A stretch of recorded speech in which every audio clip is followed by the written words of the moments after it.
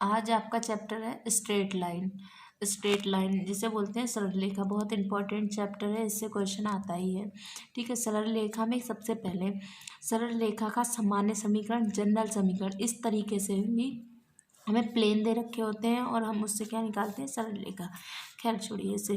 देखिए सरल रेखा का समीकरण, सममित रूप। सममित का मतलब होता है सिमेट्रिकल फॉर्म। सिमेट्रिकल फॉर्म क्या होता है कि कोई बिंदु x1 y1 z1 से गुजरने वाली सरल रेखा जिसकी द्विकोणीय मतलब डायरेक्शन कोसाइन L1 M1 और N1 है। ठीक है, कि कोई भी एक पॉइंट है, कोई भी एक रेखा है, सरल रेखा जो इस पॉइंट से होकर गुजरती है तथा उसकी जो द्विकोणीय है वो ये दे रखी है।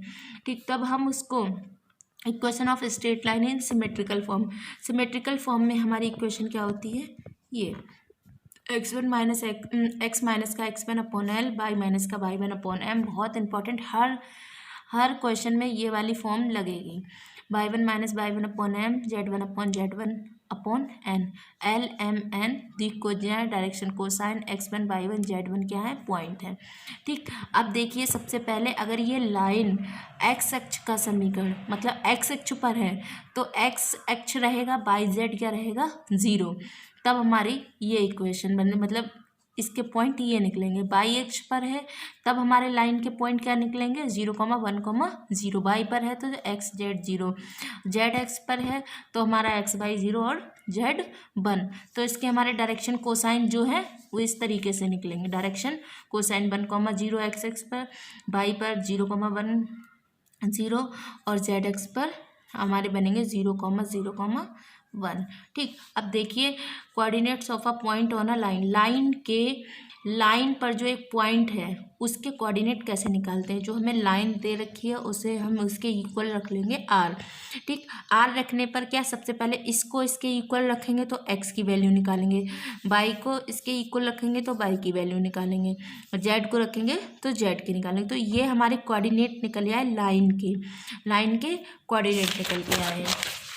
ठीक, उसके बाद देखिए इस रेखा पर किसी बिंदु के निर्देशांक क्या निकल के आए हैं, ये जिसे हम बोलते हैं एक्स बाई जेड। अगर ए बी सी, हमारे पास ज़रूरी नहीं कि जो सरल रेखा है वो हमें क्या दे रखी हो, डायरेक्शन कोसाइन दे रखे हो। डायरेक्शन कोसाइन हो सकता है हमें डायरेक्शन रेशो भी दे रखे हो। डायरेक्शन रेशो क्या होते हैं, ए बी सी द्विकनुपात हो, ए बी सी द्विकनुपात हो तो इस रेखा पर बिंदु के निर्देशांक, जैसे कि हमारे पास ये क्या दे रखी है, एक सरल रेखा जो किसमें है हमारे पास, A B C. A B C क्या है, द्विक अनुपात जिसे बोलते हैं direction ratio, equal to R. तब हम इसमें एक्स बाई जेड की वैल्यू निकालेंगे, मतलब इस लाइन के पॉइंट निकालेंगे। ठीक है, उसके बाद देखिए line passing through 2 points this, ये 2 पॉइंट है, 2 बिंदुओं से पास होने वाली रेखा का समीकरण कैसे होता है। देखिए x माइनस का x1 upon x2 minus x1, y minus y1 upon y2 minus का y1, और z minus z1 upon z2 minus का z1। ठीक है, अब देखिए 3 बिंदु दे रखे हैं और कहेगा कि ये संरेखीय है। संरेखीय का मतलब कोलिनियर का मतलब होता है कि सब एक ही लाइन में होने चाहिए। ठीक, 3 बिंदु हैं ए बी सी, संरेखीय है। तो रेखा क्या है, सरल रेखा ए बी, हमारे पास क्या है, 2 बिंदुओं से पास होने वाले रेखा का समीकरण ये है। ठीक, अब इसमें हम तीसरा पॉइंट पास करा दें और तीनों वैल्यू इक्वल आ जाए तो हम क्या कहेंगे, वो संरेखीय है, एक ही लाइन में है। ठीक, तो ए बी सी संरेखीय होने के लिए बिंदु सी x3/3 C3 Rekha A B पर है, मतलब रेखा ए बी पर है, इस पर पास करा दें तो मतलब एक्स बाई जेड की वैल्यू रख दें और तीनों इक्वल आ जाए तो हम क्या कहेंगे, संरेखीय है। तो इसको इस पर पास कराया तो एक्स की जगह पर आएगा, बाई की जगह पर आएगा, जेड की जगह पर x3/3, x3 minus x1, y3 minus y1, z3 minus z1, और पूरा इक्वेशन वैसे। तब अगर तीनों इक्वल आ गए तब हम उस केस में कह सकते हैं संरेखीय होने की आवश्यक शर्त होती है, मतलब ये लाइन जो है, ये तीनों पॉइंट जो है वो संरेखीय है। ठीक, उसके बाद देखिए दो रेखाओं के, दो रेखा मतलब सरल रेखा। अभी तक हम पीछे पढ़ते थे दो प्लेन के बीच का एंगल, तो उसमें भी हमारे प्लेन कैसे होते थे, A X plus B Y plus C Z E plus D equal to 0, a1x b1y। इसी तरीके से उसके बीच का भी एंगल हम कुछ इसी तरीके से निकालते थे। ठीक, अब हमारे पास दो रेखाएं हैं, उनके बीच का भी सेम एंगल हम इसी तरीके से निकालेंगे। ये दो रेखाएं हैं, सरल रेखाएं, स्ट्रेट लाइन है, तो इनके बीच का एंगल कैसे निकालेंगे, ये। अब जो ये रेखा है, ठीक है, ये जो स्ट्रेट लाइन है वो परस्पर लंब है, मतलब परस्पर एक दूसरे पर म्यूचुअल परपेंडिकुलर है। परपेंडिकुलर होने की कंडीशन हमारे पास ये है। ठीक, फिर देखिए परस्पर समांतर है, तो समांतर होने की कंडीशन ये है। ठीक, यही कंडीशन सीधे प्लेन में थी। अब देखिए जो रेखा तथा समतल के बीच का कोण, एक स्ट्रेट लाइन है, दूसरा प्लेन है। ठीक, एक प्लेन है और दूसरा क्या है, स्ट्रेट लाइन। उसके बीच का एंगल कैसे निकालते हैं, देखिए ये लाइन है और ये प्लेन है। ठीक, जैसे ये एक प्लेन है और इस पर एक लाइन है। ठीक, तो इसको हमने कहा यहाँ से एक पॉइंट डाला P। ठीक, तो ये एंगल थीटा हो गया, 90 माइनस थीटा हो गया। तो इसके बीच का एंगल कैसे निकालते हैं, कॉस 90 माइनस थीटा मतलब sine theta. Sine theta AL plus BM plus CN upon under root A square plus B square plus C square under root L square plus M square plus N square. Most important question है, कभी कभी आता है line और plane के बीच का angle निकालने को। अब इस केस में कहेगा लाइन और एंगल के लाइन और प्लेन के बीच का एंगल तो हम इस तरीके से निकालेंगे, और उस केस में अगर हमें कुछ ये भी दे दे कि यदि जो लाइन है वो हमारे प्लेन पर लंब है, तो लंब होने पर जस्ट उसके अपोजिट A1/A2 B1/B2 C1/C2, और अगर रेखा समतल के समांतर है तो ये रहेगा।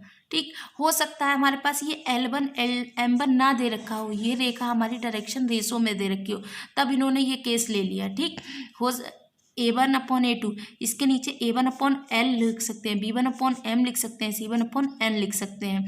ठीक, और यहाँ A1L1 प्लस B1M1 इसे ऐसे लिख सकते हैं, AL plus BM plus CN equal to 0। ठीक, ये रेखा जब समांतर है समतल के। ठीक, दूसरा हम लिख सकते हैं इसको A1/L B/M C/N।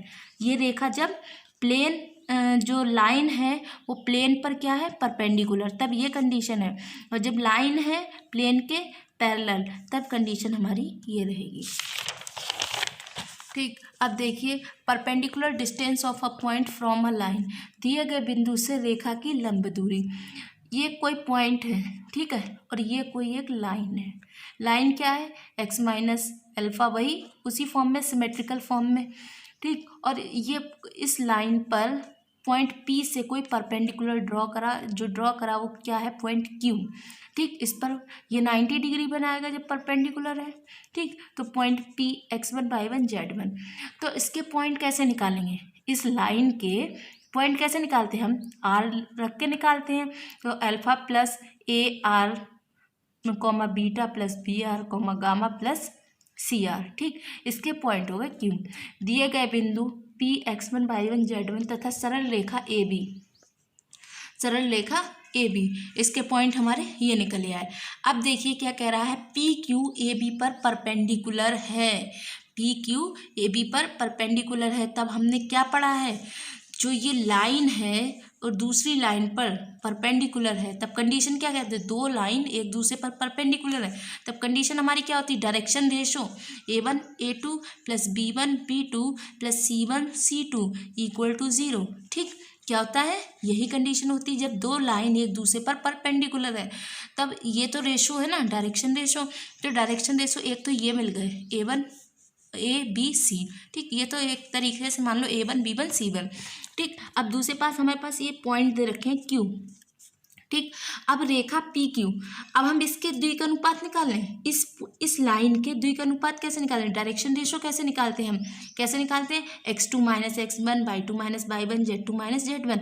एक तरीके से ये हमारा जो हो जाएगा वो x2 हो जाएगा, और ये y2 हो जाएगा, और ये Z2 हो जाएगा, और ये x1 है, ये y1 है, और ये z1 है।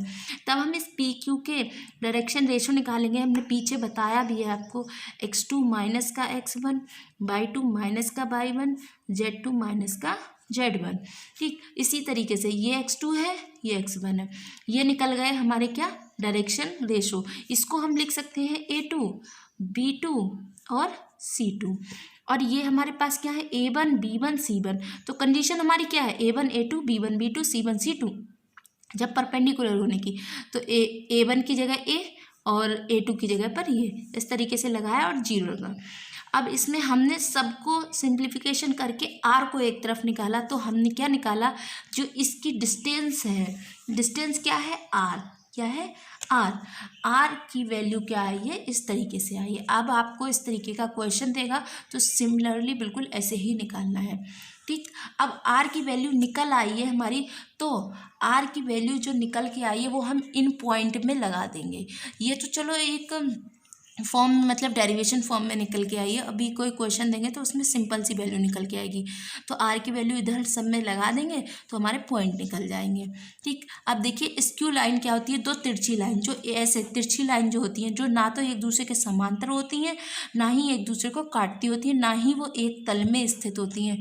तो उसको हम क्या बोलते हैं, स्क्यू लाइन या विषमतलीय लाइन या तिरछी लाइन। ठीक, देखिए line of a shortage distance, most important question है, एक एक क्वेश्चन आता है इसमें। शॉर्टेज डिस्टेंस क्या होती है, न्यूनतम दूरी की रेखा।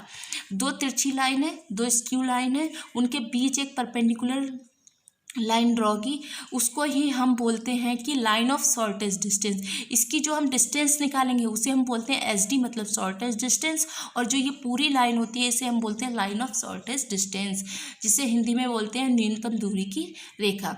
यदि L1 L2 दो तिरछी रेखाएं हैं तो इनके बीच एक और केवल एक ही रेखा ऐसी होगी जो दोनों पर लंब होगी। अब तिरछी रेखा है, एक ही रेखा तो होगी जो इस पर लंब होगी। अब आप ये तिरछी हैं, ना तो एक ही तल में है और ना ही एक दूसरे को काट रही हैं, तो एक ही रेखा होगी जो एक दूसरे पर, इन दोनों पर परपेंडिकुलर होगी। ठीक, तो इसे हम क्या बोलेंगे, न्यूनतम दूरी की रेखा, और इसकी डिस्टेंस को हम बोलेंगे शॉर्टेज डिस्टेंस। तो शॉर्टेज डिस्टेंस क्या होता है, दो तिरछी रेखाओं के बीच की न्यूनतम दूरी को रेखा की लंबाई, मतलब इस रेखा की जो लंबाई होगी, सपोज दैट हमारे इसके SD जो है वो R है, तो इसको हम क्या बोलेंगे, शॉर्टेज डिस्टेंस। ठीक, लंबाई उन रेखाओं के बीच की न्यूनतम दूरी होगी, इन रेखाओं के बीच की न्यूनतम दूरी होगी। अब देखिए कैसे निकालते हैं shortage distance. Equation of line of shortage distance between two skew lines and its length, कैसे निकालते हैं, दो तिरछी रेखाओं के बीच की न्यूनतम दूरी की सरल रेखा का समीकरण। हमारे पास दो रेखाएं हैं, ठीक, ये है, ये एक रेखा है और दूसरी ये रेखा है। ठीक, तब हम उस केस में L इस तरीके से निकालते हैं, M इस तरीके से और N इस तरीके से। ठीक, देखिए L की वैल्यू ये होती है, M की वैल्यू ये, N की वैल्यू ये। अब देखिए सबसे मोस्ट इम्पॉर्टेंट ये फॉर्मूला है न्यूनतम दूरी, SD निकालने का फॉर्मूला ये है। SD निकालने का formula x2 minus x1, y2 minus y1, z2 minus z1, L1 M1 N1, L2 M2 N2 divide by under root summation of M1 N2 minus M2 N1 का होल स्क्वायर। ठीक, summation of M1 N2 M2 N1 को कैसे खोलते हैं, summation में M1 N2 minus M2 N1 का whole square, divide है, ये डिवाइड इस डिटर्मिनेशन को, इस डिटर्मिनेट को जब सॉल्व करेंगे, सॉल्व करके जो वैल्यू आएगी वो इसमें जो इससे सॉल्व करके जो वैल्यू आएगी उसे डिवाइड करेंगे।